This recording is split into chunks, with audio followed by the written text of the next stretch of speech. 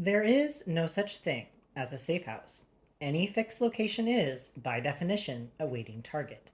Hide long enough, and no matter how safe you feel, you will eventually begin to create a traceable root system. It doesn't matter if you're in a log cabin in Lincoln, Montana, or a spider hole outside of Tikrit, stay in one place long enough, and the people looking for you will find you. If you really want to ensure that no one can find you, you have to keep moving. Adhere to three simple rules, and maybe you'll live long enough to outlast whoever's chasing you. Number one, never spend more than 24 hours in the same place. Number two, pay cash for everything. Number three, sleep during the day, travel during the night. Even still, this plan requires financial resources and unwavering determination. There is nothing more exhausting or emotionally isolating than constantly running for your life. So, if you choose to embark on this kind of life, expect that your interpersonal relationships will suffer. Despite all that, if you have to stay safe for just 1 or 2 days and you have ample protection, say if a burned spy is watching over you, it's important to fortify your position and not merely assume that by being out of sight you are somehow safer than if you were parading down A1A with a target painted on your chest. Which is why I was outside my mother's house, laying tactical wire across the backyard. Sam was placing protective wire through my mother's rose bushes, and Fiona was working on the roof. Inside, my mother had just served Bruce and Zadie her patented light dinner: pot roast, garlic mashed potatoes, and a pasta salad whose main secondary ingredient was mayonnaise, though she kept coming outside to smoke and complain. Michael, you know I don't like meeting strangers, my mother said. She just stepped back onto the back porch and was watching me with unique disinterest. Having me fortify her home had become a frequent activity of late. They're nice people, Ma, I said. Zadie told me confidentially that her son was just in prison, Michael. Everyone lives somewhere, I said. He is very cute, though, she said. I decided to try to unhear that by simply not reacting to it. And Michael, not being able to smoke inside my own home is making me very nervous. Ma, I said, Zadie is dying of cancer. You recognize that smoking causes cancer, right? Allegedly, she said. It was the early evening, which meant the sidewalks around my mother's house had already been rolled up for the night. The only signs of life on the street, apart from the three of us fortifying our positions, were the odd appearances and sounds of Reagan era Lincoln Continentals and Chryslers slipping into garages throughout the neighborhood. Early bird specials live on in Miami. I was trying to maintain a level of calm and appreciation for my mother, seeing as she was doing me a tactical favor, and in light of the house guests, so I opted not to counter the alleged claim. I'm just feeling very jumpy, Michael. I don't like worrying about the guests and worrying about who might attack the house, and on top of it all, worrying about when I can have another cigarette. That's the nice thing about smoking, I said. Do it long enough and you won't have to worry about it anymore. You'll just be dead. Michael, you don't need to give me your speech. I see those public service announcements. I stepped away from my mother and strung wire about a foot off of the ground from the side of the garage to the bougainvillea, climbing up the fence that separated Mom's house from the neighbors. Technically, the backyard was a friendly zone, meaning that if you happened to be sitting in the kitchen and saw someone trying to climb the back fence and break into the house through the backyard, the advantage was yours. The only actual exit to open safety was through the house or back over the fence. With the wire only 20 feet from the house, anyone coming that close would fall and likely slice themselves up in the process, which would be painful, but only until they were shot by the sniper watching them from the inside. Or my brother Nate with a shotgun. He was in town visiting from Las Vegas for the week and was coming over that night to help out. All I'd had to tell him was that his job was protecting a bank robber from a vicious biker gang, and he signed on immediately. When I finished stringing the wire, I walked back to where my mother stood. She was already on her second cigarette. Have you seen Zadie, Ma? Is that how you want to end up? Michael, I need tar. It's actually very helpful for my fibromyalgia. You don't have fibromyalgia, I said. How do you know? People don't just hurt. Something must be wrong with me. Where do you hurt, Ma? She waved her hand over an area roughly the equivalent of her entire torso. It's worse in the morning, she said. Maybe you should buy a new mattress, I said. There's nothing wrong with the one I have, she said. I've slept on it since the week you were born. Luckily, before I could respond, Sam came through the gate into the yard. He stepped over the wire lines adroitly. If you know what to look for, it's easy not to get tripped up. Mikey, you want razors on the wire in the bushes? Sam asked. I actually heard my mother gasp. Yes, I said. It's an instinctual thing. My mother disapproves. I immediately approve. Michael, what about the gardeners? My mother said. When do they come? Sam asked. Well, I don't know, Sam, she said. Do you have gardeners, Ma? There's a neighbor boy, she said. He reminds me so much of you and Nate when you were his age. He's forced labor too, I said. My mother stuck her cigarette back into her mouth and fixed her jaw in the way she does when she wants to convey anger, hurt, disappointment, and incredulity. So that's a yes, Mikey? That's a yes, I said. Anyone gets close enough to the house that they're in the bushes, they're in the wrong place. Sam nodded. But then, because he's Sam, and maybe a better person than me as it relates to my mother, he said, Are you all right with that, Madeline? Whatever James Bond says, she said, and then tossed her cigarette down, ground it out with the tip of her shoe, and stormed back inside. She slammed the door and everything. I stood there for a moment staring at the door. The sound of it slamming in my face was oddly reminiscent of a period of my life I like to call childhood. Awkward, Sam said. You have now seen my entire youth in a split second, I said. Any news on the bikes? Sam checked his watch. Yeah, I have to meet a guy in about an hour. Did some Donnie Brasco work with the ghouls back in the 90s. Owes me a favor or two, so he's hooked me up with a couple choppers. What's Fiona gonna ride? I looked up at the roof. Fiona was busy stretching a wire around all of the vents and across the chimney. I need to remind myself of this when Christmas rolled around, lest I'd chop off a foot putting Santa and Rudolph up. Yes, I said, about that. I've spent some time reading their constitution. Women are technically property, according to the ghouls. We bring her with us, I'm going to need to convince her that for this job, she'll need to pretend like I'm her master. Sounds difficult, Sam said. Yes, but I think I can put a life or death spin on it and Fee will react well. Sam just nodded, and nodded, and nodded some more. I'd work through that whole scenario in your head a few more times before you bring it up to Fee. I will, but she'll be riding on the back of my bike. No sidecars, right? Mikey, it's a chance of a lifetime we're missing here. We roll up on the ghouls, we have to do it right. Way I've read it, there's only one way of attacking this problem. Lots of pyrotechnics? You need to spend less time with Fiona, I said. I've warmed up to some of her views on conflict resolution, he said. She'd have us burn down the Everglades to root out an alligator. That's what we did to Saddam, Sam said. And look how that turned out, Sam, I said. In the meantime, find out from your friend where the ghouls congregate. Not just their public clubhouse, but maybe where they make their meth, hold their area meetings, and design their next Boy Scout badge. If my plan works, we'll need both. Got it, Sam said. The back door opened then, and Bruce's mother, Zadie, stepped out before I could continue with the plan. She hadn't said much since I'd picked her up a few hours ago, but then she didn't look like she had the energy to do much complaining about anything. She was completely bald and kept her head covered with a turban. Her skin had a translucent quality to it. How are we doing, Zadie? I said.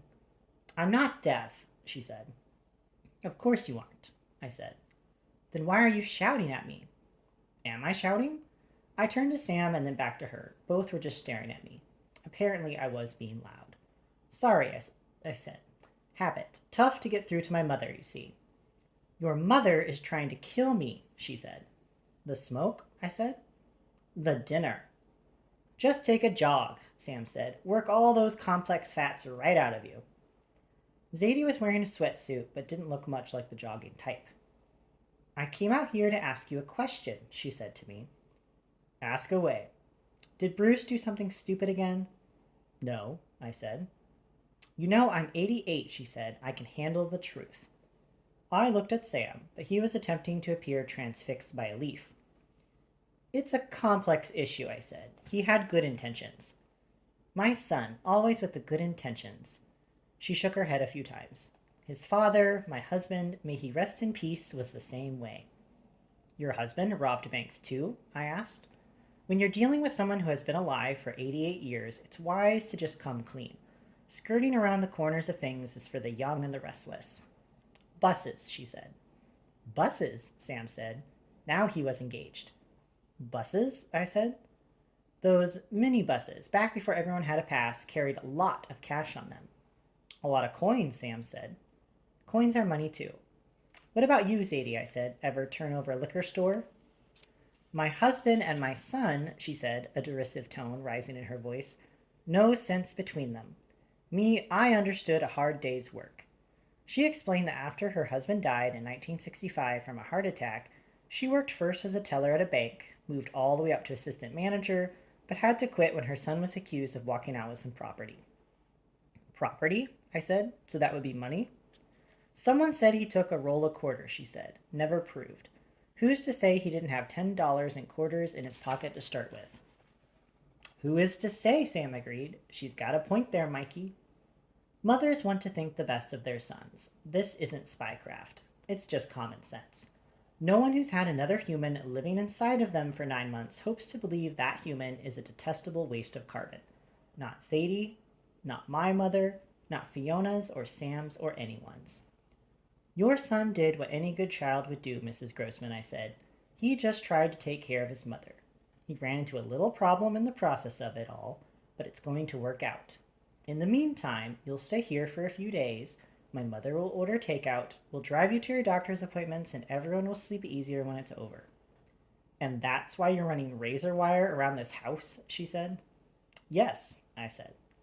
She reached up and squeezed my cheek. You're a smart boy, chick, she said, and then she squeezed a little harder. Don't get me killed. I'm already dying, okay? Okay, I said. She released me, patted me once on the chest, took a deep breath of the evening air, and then smiled. I do love Miami, she said. I'll always appreciate Brucey bringing me here to retire. She patted me again. You be good to your mother when she retires, she said.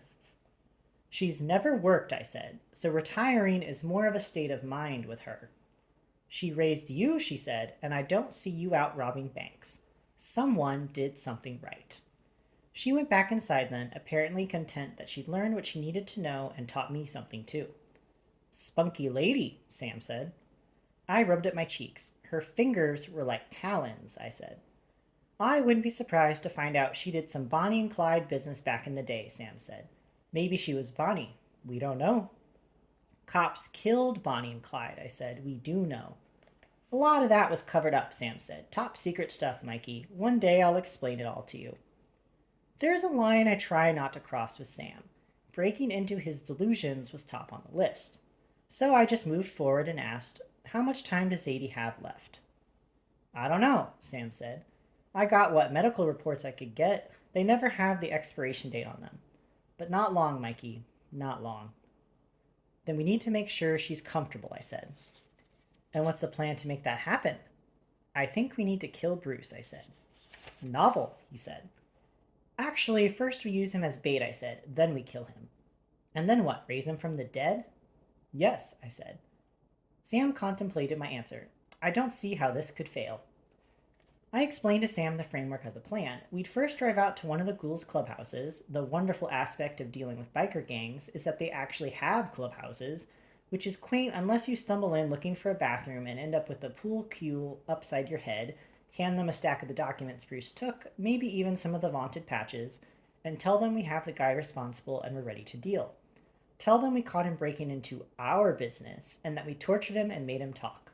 And when he talked, he fingered the Banshees, another national gang with a big presence in the lucrative Florida drug trade.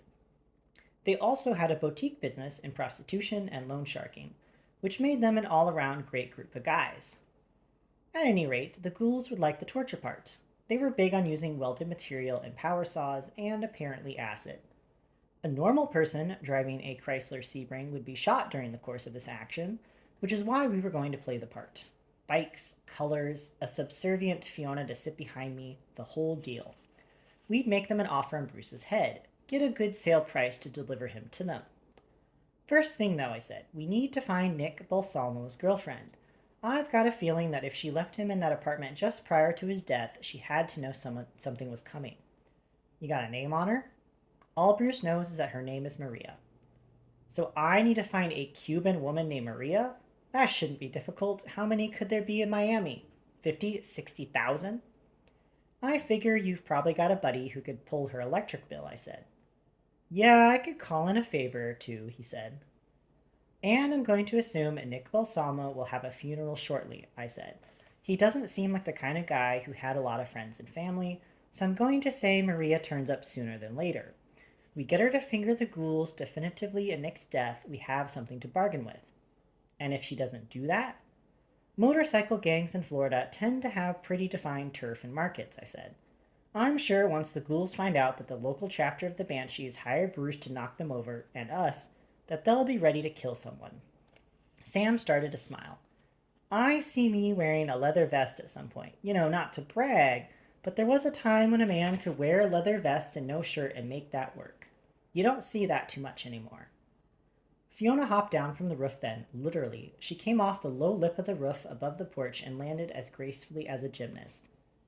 This time you speak of, she said to Sam, as if she'd been in on the conversation with us the entire time. This was when? Antiquity? Sam looked up at the roof. What was that, a 12-foot drop? I'm very agile, she said. You're not wearing any shoes, Sam said. And you're talking about wearing a vest and no shirt and making it work.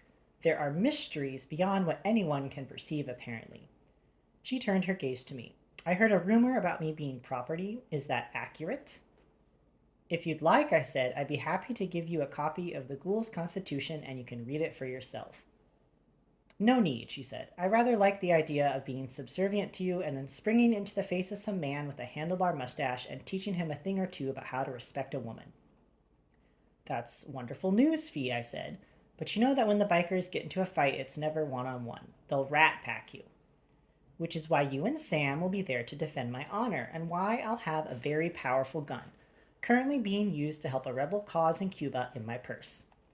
I don't think Kate Spade will go with the leather pants and bikini top ensemble I'm sort of picturing you in there, Fiona, Sam said. Is that what I get to wear? She asked me. That's the general uniform, I said. Lovely, she said. I'll bring 2 guns and a knife, maybe a blackjack too, just for fun. Sam and I both looked at Fee and tried to do the math. It wasn't working. But I'd seen her fight plenty of times, and if she said she was going to carry 2 guns, a knife, a blackjack, and a Scud missile, I figured she'd put it all somewhere. I gotta run, Mikey, Sam said. I'm meeting my guy with the bikes at the Carlito, and then in the morning I'll see what I can find on Maria. You need anything else? I opened the door into the house and listened for screaming. All I heard was the TV. Wheel of Fortune was on, and someone had just lost everything, which was evident by my mother's loud proclamation, "They rigged the game, Zadie, that's why," which I could only imagine answered some very important question as to the strategy of spinning a wheel covered in money. I closed the door. We need to get Bruce and Zadie and my mother apart as soon as possible, I said. Yeah, Sam said, I thought I saw your mom making eyes at Bruce. Frankly, she could do a lot worse. Though I have to say that whole missing finger business would be a serious distraction. But that's just me. Sam, I said. Anyway, Sam said, the house is safe, and this will all seem like a bad dream to everyone really soon. Eventually, you'll even start to miss old Bruce, at least until we're all back together for the wedding in the final episode. That will be sweet, Fee said. A series of bad decisions by Bruce had left me, once again, in the middle of something beyond my control. It was a great day to be Michael Weston, no doubt. Let's see if we can get this taken care of as quickly as possible, I said to both Fee and Sam, before we have to move everyone into one of your homes. Not surprisingly, this time they both agreed without question.